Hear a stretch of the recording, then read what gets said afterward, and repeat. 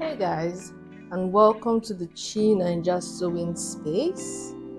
So today's video is going to be a short tutorial just to show you guys how to deal with negative ease, because I'm actually making up something with this fabric and the issue of negative ease came up, and so I want to show you guys how I do that so that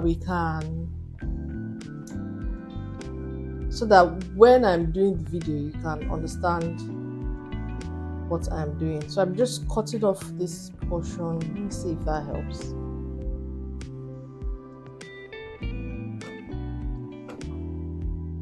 Okay, so first off, you just take a bit of fabric that you want to check the negative ease, because every fabric stretches differently, and you want to take it you want to stretch it how you are going to wear it, so across your body, right? Okay, so it doesn't matter if it's inches or centimeters, it works the same way, but you could always just change that back when you are adjusting your pattern. Okay, and also we only use negative ease for across the body measurements, like I said, because that is what changes. The up and down body measurements do not change, they do not stretch out, so no need for that. So as you can see, the fabric is relaxed on here, and we are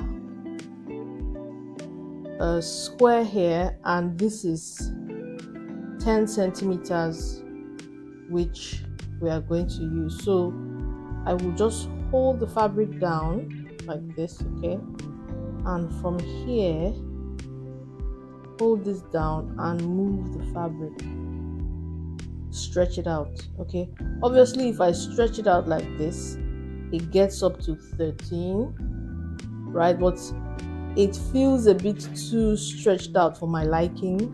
And this is another thing, this helps you check out just how far you want the stretch to go. So I don't want that to stretch up to 13. 13 is a bit too much for me. Now I'm trying 12. 12 is still a bit too much for me. So from 10, you can see here 10, I'm stretching out to 11, and I think 11 is just okay for me. All right, so we are going to have to divide that. Okay, so for the calculation, you have 10 is equal to 11 when it's stretched out, so the 10 here stretched out to 11. So we will divide 10 by 11 and we will get 0.90. Okay, so now whatever you get is called the stretch factor, right? And you will multiply that to whatever horizontal or across the body measurements that you have. Okay, so if your hip measurement is 40, you say 40 multiplied by 0.9, and that would be the actual width you put when you are trying to cut. Okay, and all of these measurements are without seam allowance, so when you get the measurement before you add seam allowance. And you can watch out for the video that I'm going to be sewing with this top, and you'll see how I use this measurement to sew that top. Okay, let's try one more example. This is already a made garment, but just because I want you guys to understand what I mean. Okay, so this is 0 where we started. Okay, and remember, you fold it into 2 is a better read, and this is 10. Okay, so, and don't just pick the top like this, pick the whole thing, which is why I was holding it like this. So you go to 10 and you stretch. Okay, so this is 12, 13.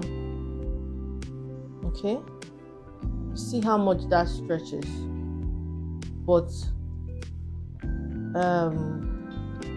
I think I prefer the stretch at 12. Okay, so it would be